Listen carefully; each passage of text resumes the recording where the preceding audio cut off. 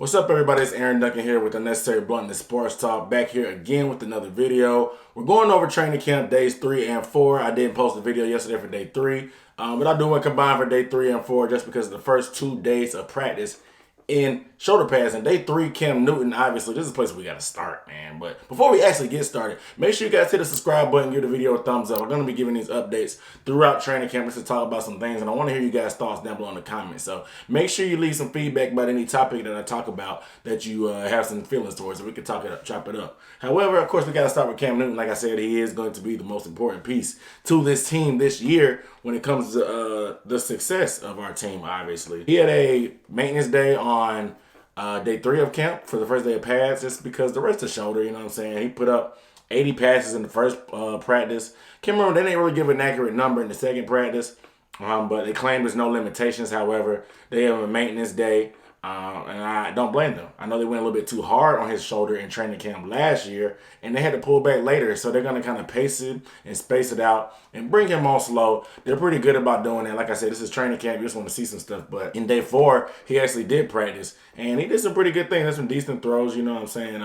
He did his thing, but moving on to the backup quarterback position, Will Grier was actually able to take those reps with the first team on day 3 when Cam didn't practice. And like I said before in the previous video, if you haven't seen it, go ahead and check him out and catch up. The backup quarterback position is going to be one of the key positions. I made a training camp battle video, but I mentioned how earlier in the camp that Kawaan and Will Grier will be alternating drives with the second or third position. So with Cam being down, I guess it was Will Grier's chance to be the number 2 guy, so he ended up taking the first team reps. And this is a good sign because, yeah, you chose Will Grier pretty high. You want to see what you got in him, man. The backup quarterback position is pretty thick between Grier, Heineke, and Kyle Allen. So you want to give each of these guys a chance to play with the ones and see how they can do, because sometimes when you're playing with the backups, you don't get to make all the plays that you need to because you're playing with backups. I mean, it's the NFL and everybody's good, but when you have capable playmakers that you can throw to, it makes you look a little bit better, so they wanted to give Will Grier a chance. The only thing I heard them say was they had some knocks on him because he was kind of predetermined where he was going with some plays instead of going through his reads. So Norv Turner and Scott Turner were just trying to stress to him, like, make sure you go through your reads. Check first guy, check second guy. Make sure you read your keys. I mean, the linebackers out of place, take so-and-so. Like, don't be afraid to just make the reads and take what the defense is giving you versus predetermine where you're going to go before the play even starts. And, I mean, that can maybe something to do with him coming out of West Virginia. You know, it's a wide-open passing offense in college with Dana Hogerson. And so maybe he just needs some time to develop. And I like Turner as being the guy to help him develop. So I'm not too worried about Will Grier in that end standpoint.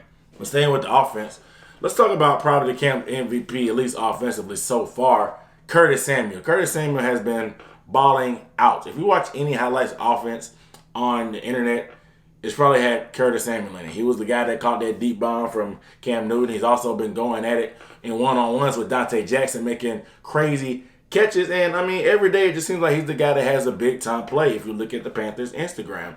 And the coaches are really believing in him. And Ron Rivera just talked about how his confidence, how much confidence this guy has. And I'm really starting to see him be a lot more polished when it comes to just being a receiver. He's always been a great playmaker. I mean, at Ohio State, he played a little bit of slot receiver, played a little bit of running back. He was a just get the ball in his hands type of guy.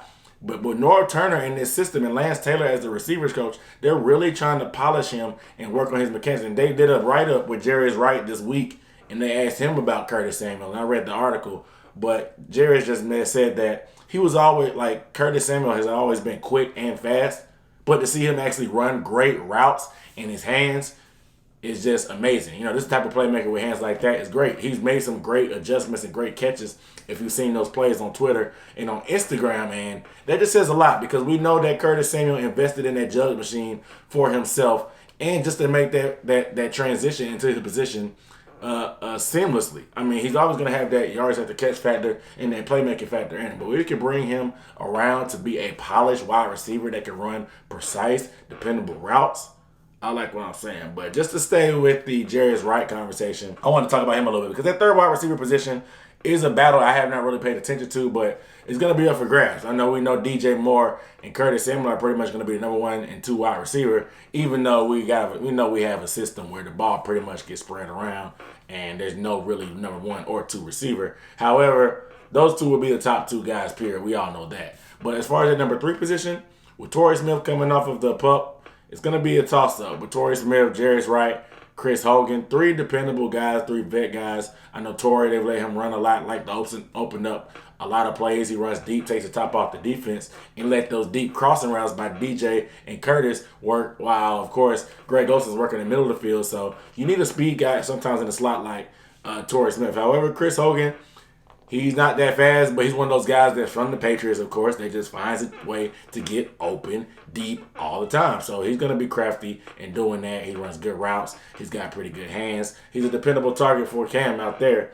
And Jarius Wright, we know him. He's been durable. He's been in Norvis Turner's system most of his career, so he's familiar and he can help be a leader to help teach some guys and help bring them along. Because we know how young our receiver group is, and he makes dependable hands and has dependable catches. I mean, Rivera talked about him making a lot of his plays on third down that converted for first downs last season. And he's pretty dependable. So he's going to be jockeying for some spot, too. He's had a couple flash plays in camp, too. So it's going to be interesting to see how that number 3 position goes. Moving on to the defense a little bit. Dante Jackson. Let's talk about him. Another young guy that's coming to making progression. He's starting to make his presence felt, man. Like I said, I look at the interviews. Ron Rivera has just talked about how Dante was always confident. And he's always had the athletic ability, but now he's bringing the intelligence to the game and to the table, and now he's putting it all together, and it's just amazing. Him and Curtis Samuel have been going at it. I'm not going to lie, Curtis Samuel has been giving him that work plenty of times. However, Dante has held his own, too. He's got plenty of pass breakups. He's been very sticky in coverage, but it's just some of those highlights that Curtis Samuel was making with just great adjustments and great throws. Dante has been in the hip pocket of some of these players trying to take their lunch money. This dude's all over them, man. I like what Dante has been doing. He's our best playmaker in the secondary. So seeing him being able to do this really means a lot to me. You know what I'm saying? So I'm glad to see him putting that whole package together at such a young age. Moving on to our first round draft pick, Brian Burns. Look, man, I'm going to tell y'all right now. This may be a reach, and I talked about this in the comment section. Brian Burns might be Von Miller reborn when it comes to a pass rush standpoint. This man, I don't want to get too far ahead of myself because he's going against Greg Little a lot. They've been matching them up a lot just because they're in the same class. I talked about how this rivalry, they're going to push each other. Not really rivalry. It's just going to be a matchup with 2 young guys on our team that are going to be going at it for years to come. We expect Greg Little to be our staple left tackle of the future. And we know Brian Burns, we expect him to be that double-digit sack artist that we want coming out this new 3-4 defense that we're running. However, Brian Burns has really just shown his quickness and his speed is too much for Greg Little for the most part. Anytime you see a one-on-one video with Greg Little and Brian Burns is whooping his butt. But I will say this, they said in team practice that Greg Little has actually gotten the best of Brian Burns for the most part when it comes to team scenarios. So you got to like that. I mean, these drills are made up for the defense to succeed. The defense is not really going to ever have one-on-one with that much space to get to a dummy because you got linemen beside you for help and chip blocks. You got running backs and tight ends for chip blocks sometimes. The guy has to still diagnose the play when he's coming off the edge. Not to mention you have a scrambling quarterback like Cam Newton that you're blocking for. So he's not running after a practice dummy. He's going to be chasing after a 6'5", 250-pound practice dummy, Cam Newton, with a rocket arm and runs like a gazelle.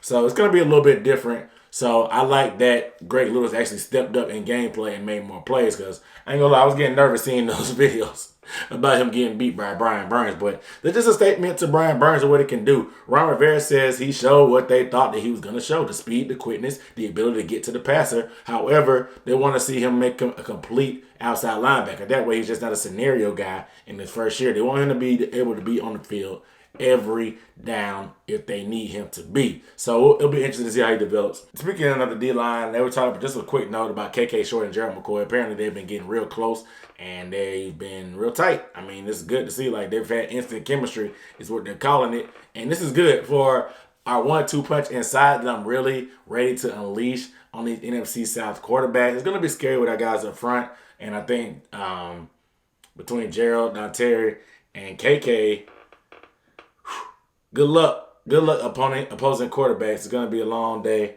If we can get this secondary linebackers tightened up in this new system, it ain't looking good for y'all boys. I'm just going to keep it like that. But keep an eye on that duo. See what they do this year. They're going to be able to work close together and feed off of each other. Just a quick note about the nickel position that I've been talking about. Like I said, I got to mention this because I talked about it in my top training camp battle video. Kawaan Elder was getting the first reps, of course, for the first few days. But Cole Luke apparently has been taking a bulk of the reps in his latest practice. Ron Rivera, they asked him about it. He just said that they have a lot of guys that they wanted to look at that position, so they wanted to keep some guys rolling through just to give everybody a chance to get a look with the first team. Because like I said, you got Cole Luke, you got Kawaan Elder, you got Ross Cockrell, in my opinion, who has a chance, and you got maybe Javion Elliott, I guess, who will get a look also inside. So you got a couple guys you want to keep rolling through. Oh, yeah, and Gaulden. Gaulden may get a look also if he doesn't work out at safety. They could put him at nickel just because he had some time at nickel in college. So pay attention to that. But as far as injuries, for day 4, Gerald McCoy took a vet day. Ian Thomas, he's coming back from injury, of course. They said they're going to bring him along slow just because he missed the spring.